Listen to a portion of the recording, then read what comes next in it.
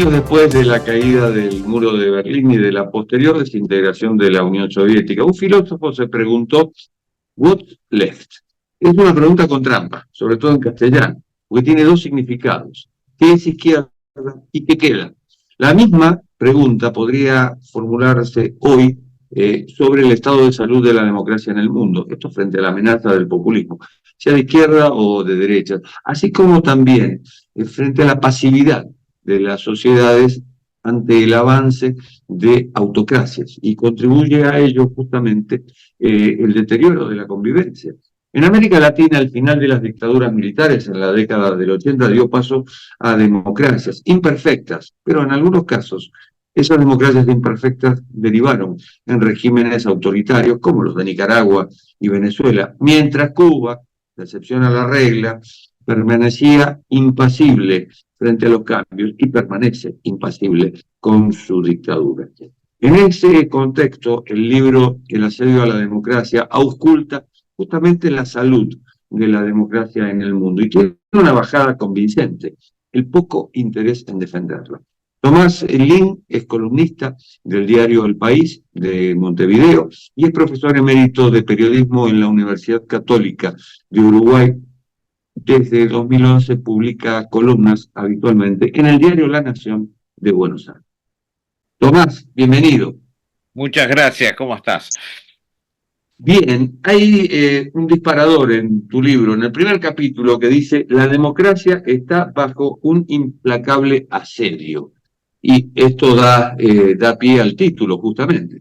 Sí, sí, hace tiempo vengo observando, venimos varios, ¿no? Observando con cierta preocupación el espacio que ganan ciertos regímenes de características autoritarias, a veces más, a veces menos, muchas veces con legitimidad de origen, o sea, que llegan al gobierno por la vía de las urnas, pero después van aplicando estrategias que horadan las instituciones y que se van convirtiendo en regímenes muy rígidos, muy duros, y que esto se expande. Es un fenómeno que da la impresión que se va expandiendo por el mundo. Yo hago un poco referencia a cómo en los años 80, cuando empiezan a caer las dictaduras militares, se generó un clima de esperanza en el sentido de que en América Latina empezaban las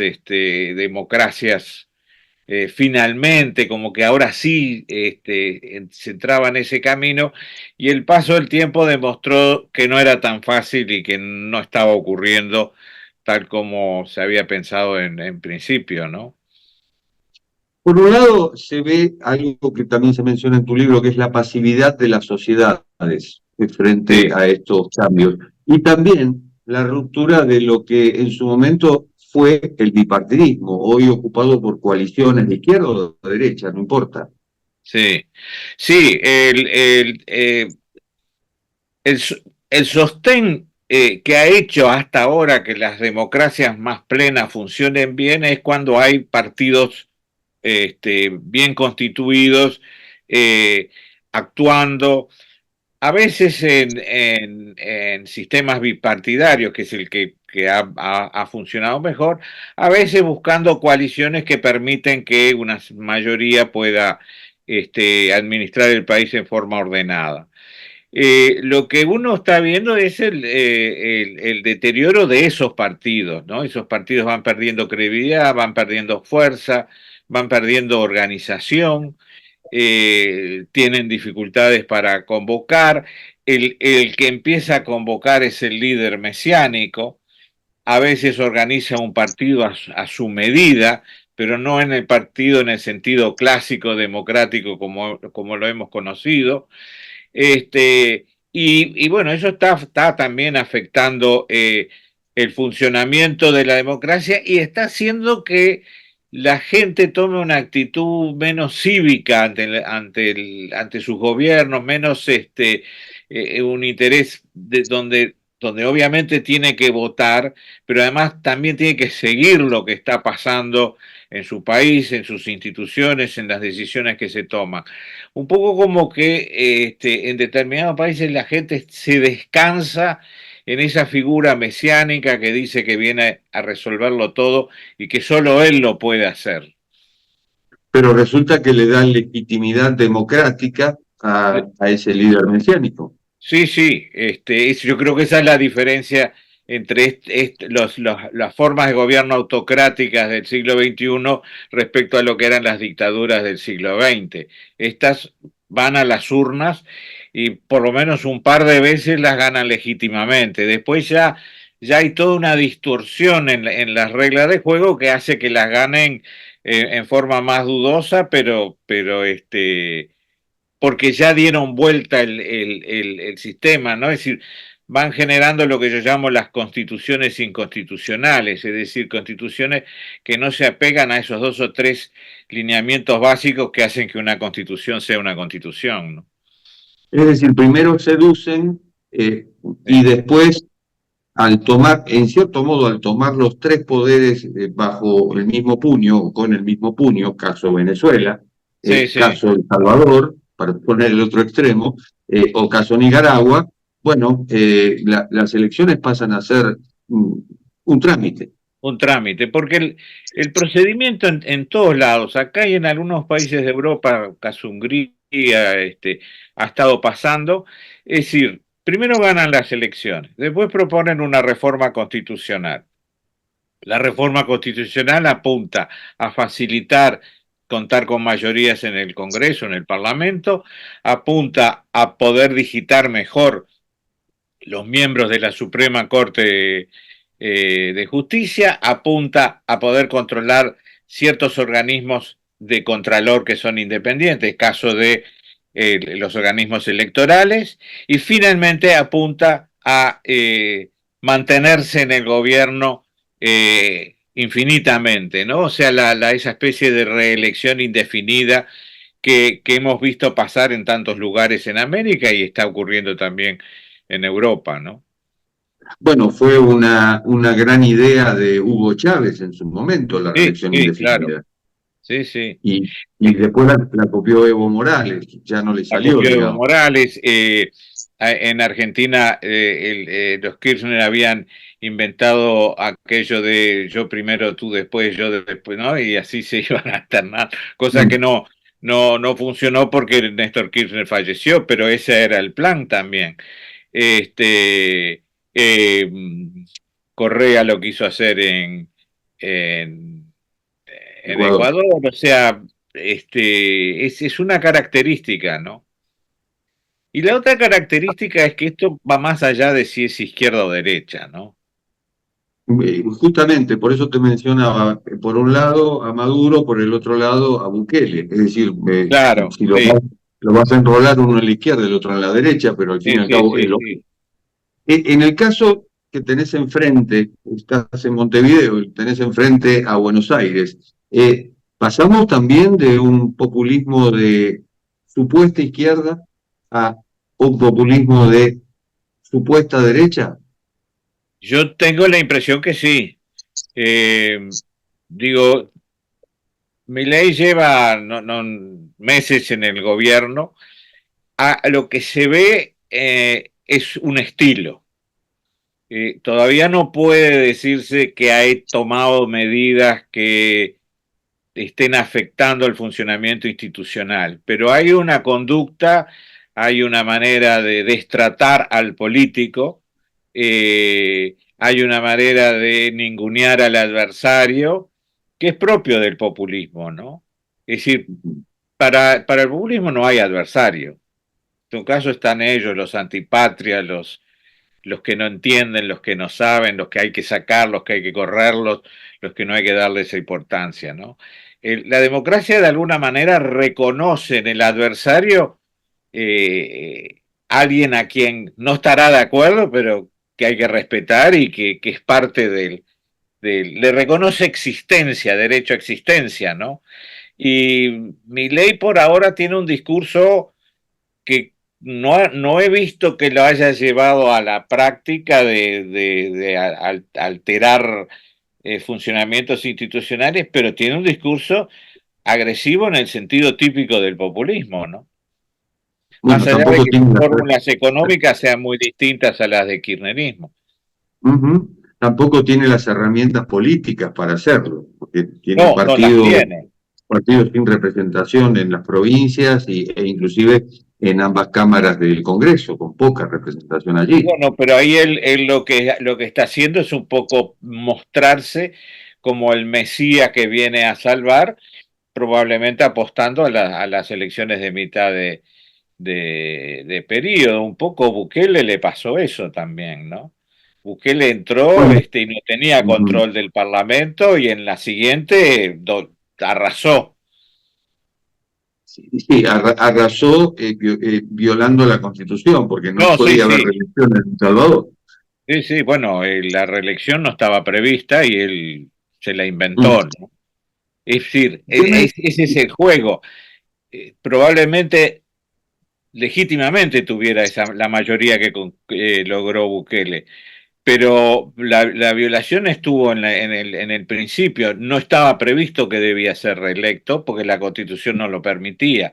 Forzó a una Suprema Corte que la había puesto y había ido designando para que sea a su gusto y ganas, y bueno, y así logró ser reelegido, ¿no? Entonces, claro, ahí la legitimidad de origen ya empieza a tener, a plantear problemas, porque sí, hay gente que lo apoya y hay razones por las que la gente lo apoya. Eso es algo también que hay que entender, ¿no?